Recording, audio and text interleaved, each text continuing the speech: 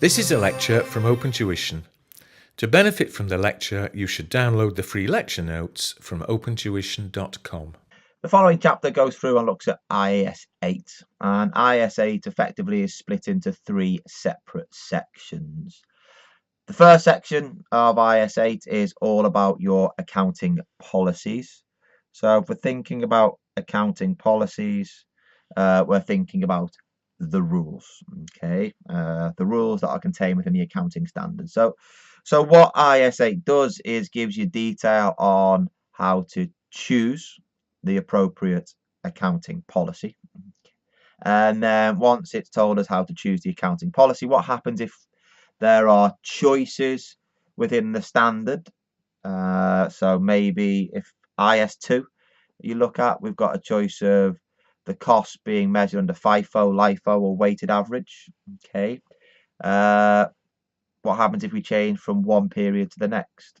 How do we deal with that change in accounting policy? Okay. So the accounting policies is all about selecting them and then dealing with any change.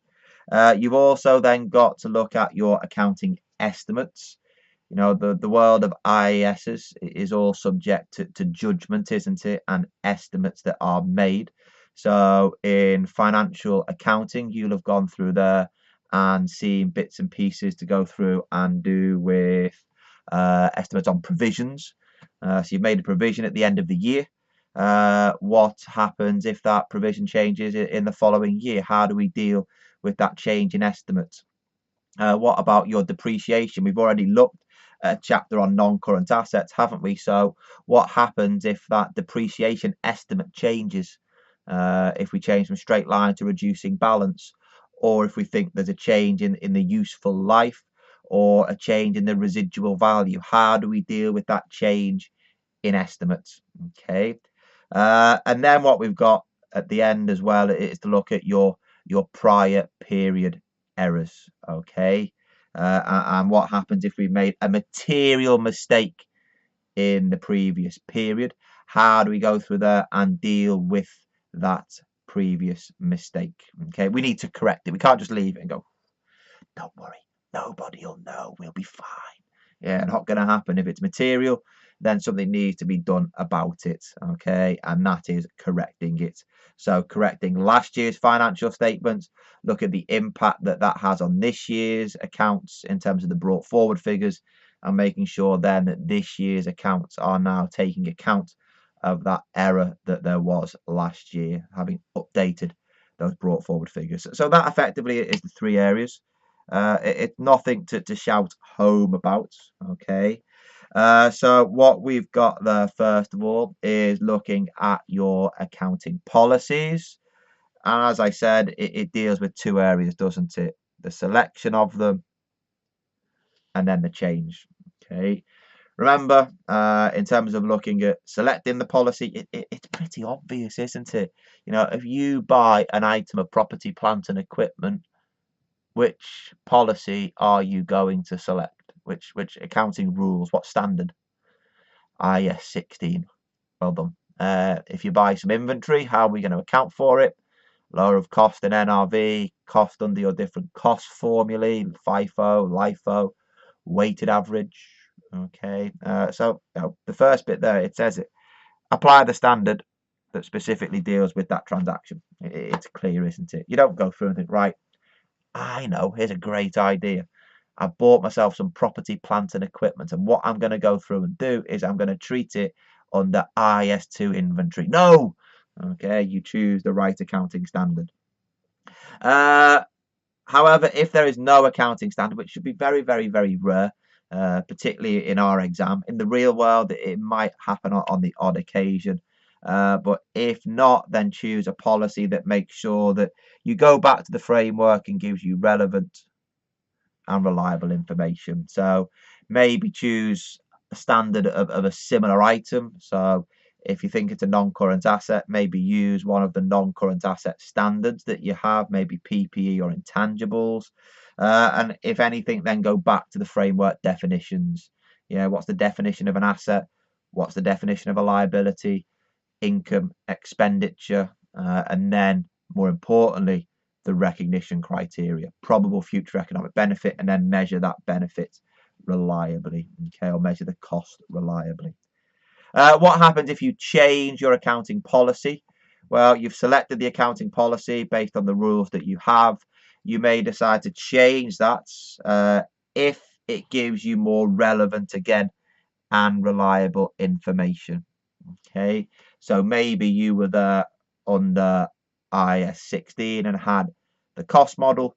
You might decide now to adopt the revaluation model because it gives you more up-to-date information about the fair value of that land and building. That is a change in accounting policy, but just be very, very careful. That change in accounting policy is actually dealt with in IAS 16 and not IAS 8. So tiny little quirk of the standard. It is a change in accounting policy, but it's dealt with elsewhere.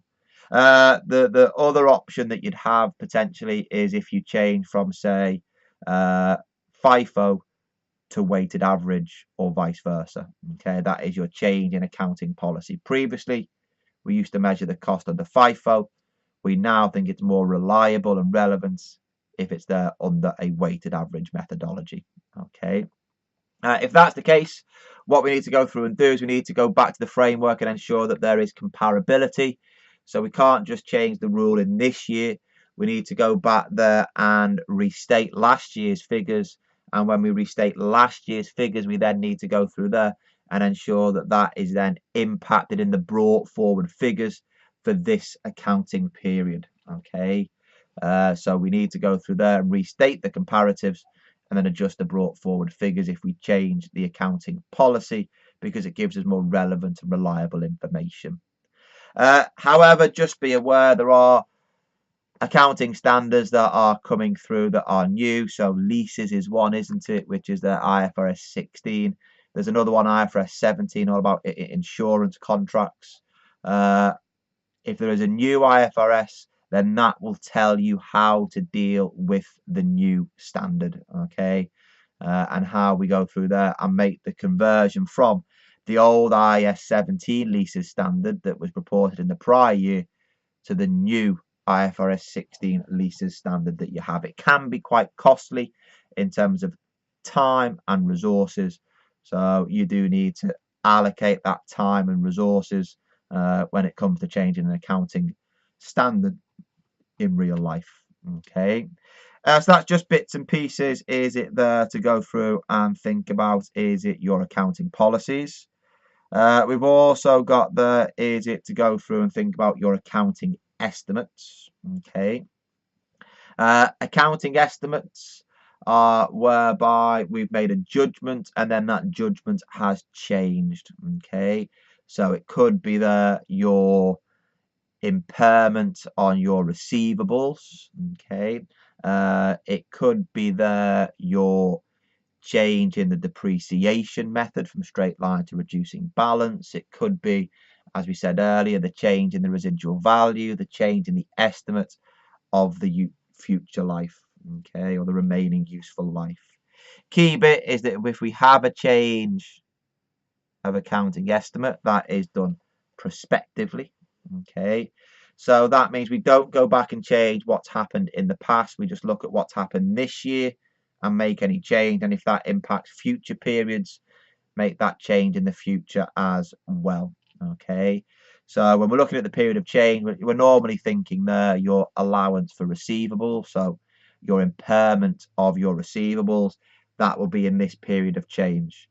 However, if you were to change the method of depreciation, straight line to reducing balance, well, you change it in this period, but also in future periods as well.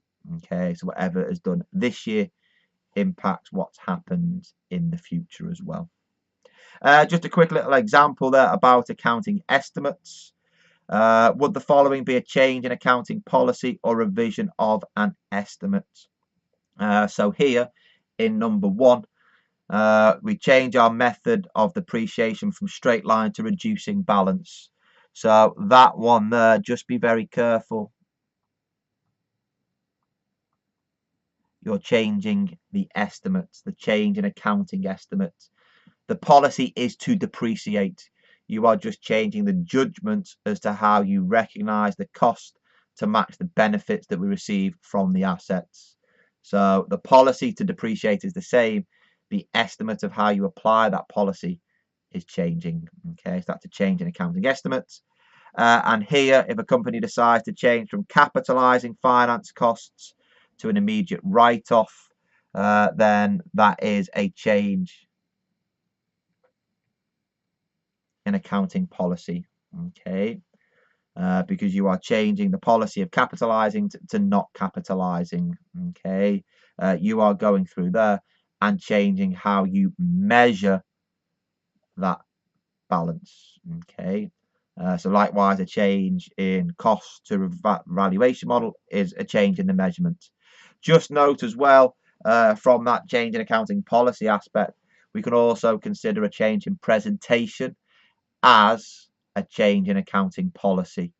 So if you change your depreciation expense and instead of recording it in cost of sales, you now record it in administrative expenses, that's a change in accounting policy. Okay, because we are changing the presentation. It doesn't change the profit because the depreciation hasn't changed, but it is a change in policy. So just be aware of that one there. Then what we've got, just to finish off this introduction before we do the big example within the chapter, what about a prior period error? Okay, key bit about an error is that it needs to be material. Material errors are corrected retrospectively.